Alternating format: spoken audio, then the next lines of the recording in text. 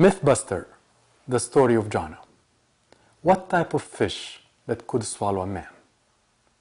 How can a man breathe inside a fish? How can a man survive the stomach acids? How can a man praise inside the fish? How can a fish vomit out a man without crushing him? And many other questions with Mythbuster story of Jonah.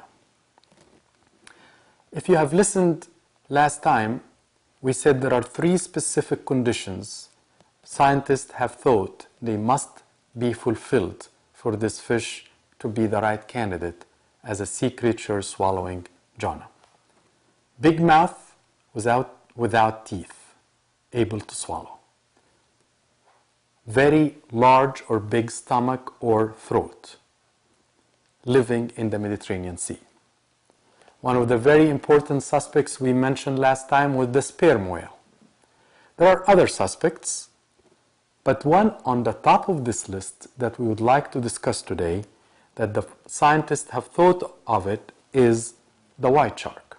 As it is named in Latin, Cercarius vulgaris, which grows up to 10 meters.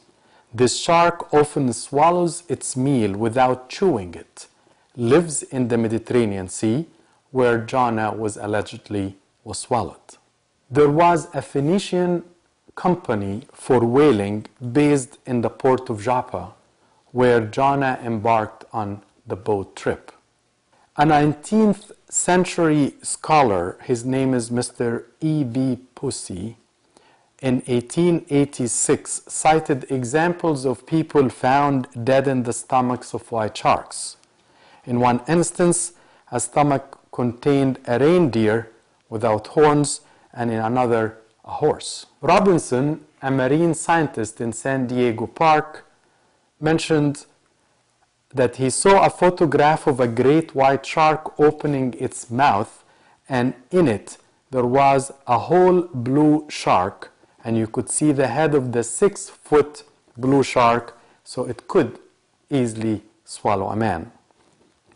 His marine scientist associate Parham added that in cold water, with the metabolism of the shark, a man's body could last 3 days because of the marked decline in the metabolism because of the cold water. In 1886, in the Book of Minor Prophets, a natural historian of repute relates that in 1758 there was a story about a stormy weather and a sailor who was swallowed by a white shark, and many hours later, close to 15 hours, they were able to kill the shark and found this man still alive. There is one other possibility of a fish called Dunkleosteus. The largest Dunkleosteus skull is found in Ann Arbor Museum of Natural History, and it's about 4 feet high. Actually, in the KJV Bible commentary states that the Smithsonian Institution has on record an incident of one fish swallowed another one that weighed 1,500 pounds. The precise identity of that fish is not really clear, so apparently there are several candidates of sea creatures that could swallow without crushing, could have a large throat or stomach, and live in the Mediterranean. But what about 3 days? Mythbuster. How can we solve that myth? If you read in Nelson's complete book of Bible maps and charts in 1993 and page 257, it reads, "Here it should be noted that the Hebrew idiom 3 days and 3 nights only requires a portion of the first and third days." Others argue that the Jews counted part of a day or a night as one day. If Jonah, for example, was swallowed in 1 hour before sunrise, then the previous night and the previous daytime would be included in their calculation. So Jonah's total time in the fish would then be approximately 30 hours. Another question, another myth or a fact. How can a person live in a stomach with a lot of acids? Hydrochloric acids could be very, very caustic. So another myth buster. What do you do about the stomach acids? Whales are mammals with digestive systems similar to those of humans. Robinson noted that all of these digestive juices, hydrochloric acids and heat, could suffocate a man. Parham, however, said, and he is the other marine scientist, that the belly of a fish is far more hospitable for a human dwelling than of it for a whale. The whale's metabolism is a lot faster, so they digest the food faster than fish do. So fish, as cold-blooded, could actually have a slower metabolism and less acids. More importantly, however, scientists have dissected the stomach of some of these whales. The average everyday whale has 3 stomach chambers. We do not call them plural for stomachs, but we call it stomach chambers. As you see in this picture, the first chamber, called the forestomach or the front stomach, is the only stomach that you can end up living in, because this is a storage area, a mechanical area, no acids, no muscles to crush. It's almost an extension of the throat or the esophagus. The whales and even dolphins are able to use the stomach to store food to eat it later. Then when the time comes, they use the stomach to bring the food into the next part, or the second stomach, which is the main stomach. The second chamber is the main stomach. That's where the true chemical digestion takes place. The third, which they call it the pyloric stomach, neutralizes any stomach acids traveling with the food remains, so it makes a safe trip through the intestine. In the Encarta Encyclopedia, there is a report claiming that when whales swallow food, it travels through the esophagus into a multi-chambered stomach that resembles the stomachs of ruminant hoofed animals such as sheep or cattle or deer. And as I mentioned, the first stomach, again, they emphasize there is a sac-like extension where food is kept, while the second chamber where the acid is. So, to summarize this point, so if Jonah remained in the first chamber, or we call it the forestomach, he only needed not to be worrying about the acids, but to make sure that he is not crushed, because it has to come to the next part. James Bartley claimed that he was actually casted into the water from a long boat during the British Admiralty, and he was engulfed by a large, tremendous mouth opened, and later on they were able to kill this animal, and within it, after 15 hours, he was still alive. However, he almost looked bleached from the acid. The next question is, how can you breathe inside the whale? How Jonah might have found air to breathe inside the stomach of a whale? That's a difficult question. Some fish may have actually a way to breathe by surfacing above the water, and they actually gulp the air in, and he could breathe through that air. The whale is an air-breathing mammal. It has nostrils on top of its head. Voluntarily surfaces to take breath when it chooses, and if a whale were to keep its mouth closed after swallowing a person, it would stop any water from entering its belly. McCloskey in 1942 argued that the whale has to expel excessive water from its mouth after receiving the food. In the process, a creature trapped in the mouth might reach the laryngeal pouch just below the larynx, and this pouch is big enough to hold a human who would in addition use the whale's own air to breathe from. So the Bible phrase, the belly of the fish, does not count exactly as the belly meaning intestine, but it could actually be hypothesized that any part on its digestive system. So in summary of this important point, are there great fish or sea creatures that could swallow a man? The answer, of course.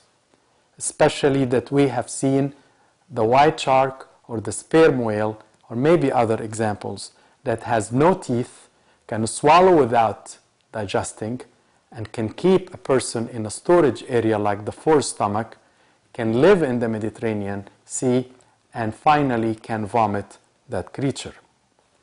When God says He prepared the fish, we may also think and believe that this is, after all, could be a miracle. It's much more likely that the event involved a miraculous divine intervention. The great fish was prepared. The great fish was designed. The great fish was sent. The great fish was ordered to swallow. The great fish then was asked to vomit. Miraculously, if you should believe, I hope you can believe, but if you don't want to believe, there are enough scientific evidence that these stories could be factual, not fictional. Finally, about this point, resurrection. A third possibility is that Jonah actually died in the fish and he re-resurrected. And if you believe that some of the traditions claiming that Jonah is the son of the woman and he actually died and Elijah resurrected him, it could be not his first time to resurrect from death. Let's move to another point. How can Jonah pray and breathe inside the sea creature? As it reads in Jonah's book, then Jonah prayed unto the Lord his God out of the fish belly.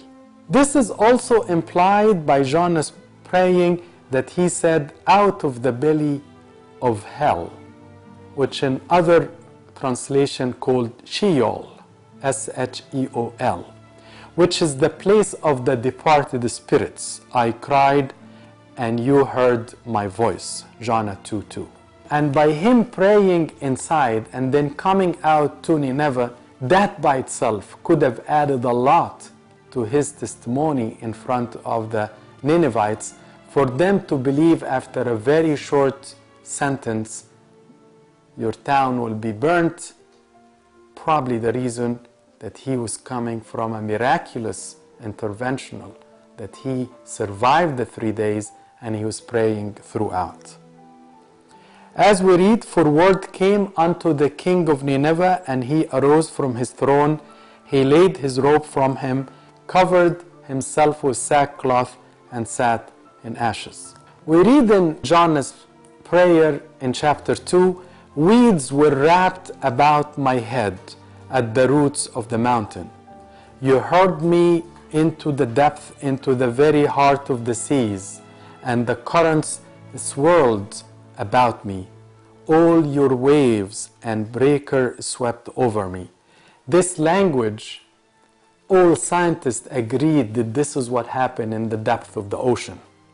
The currents, the weeds, the swirling, the mountains. Oceanographers interpreted many of these measurements that underneath the ocean there may be actually canyons deeper than the Grand Canyon and mountain system more magnificent than the Rockies. This is reported by Levine in 1981, page 320. Another mythbuster, how can a fish vomit? And if it vomits, how it can keep the person alive? We read in Jonah's book, and the Lord spake unto the fish, and it vomited out Jonah upon the dry land. Strangely, scientists have found that sperm whales are known to vomit up very large pieces of food when dying, and the book of Jonah could have explained this, and maybe that fish actually was dying. Finally, let me summarize for you a few points. We are trying to prove to you that the book of Jonah, by many claims, is historical. Number one, this form of the book is clearly historical. Jonah actually existed and reported upon both in the Old and New Testament. The Assyrian Empire existed. The king of Nineveh existed. There were enough divine issues in Nineveh to prepare them for the testimony of Jonah. There is a mound found in the excavation called Nabi Yunus, which is Prophet Jonah. There are enough archaeological evidence of the presence of Nineveh, Tarshish, Joppa. There are several examples of sea creatures that could swallow a man, especially the ones who have big mouth, no teeth, live in the Mediterranean, have a forestomach as a storage area where a person can live for several hours, could be 3 days, without suffocating because breathing through the air trapped inside the fish. So all of these factors and many others, I would like to submit to you that believe that the book is true, factual, not fictional, and believe that it's all about repenting and how to come back. Jonah repented. The mariners, the sailors repented. Ninevites repented. The king repented. So after all, it's all about us. When we fast, we need to repent. And when we read the Bible, we need to believe. Mythbuster, Story of Jonah.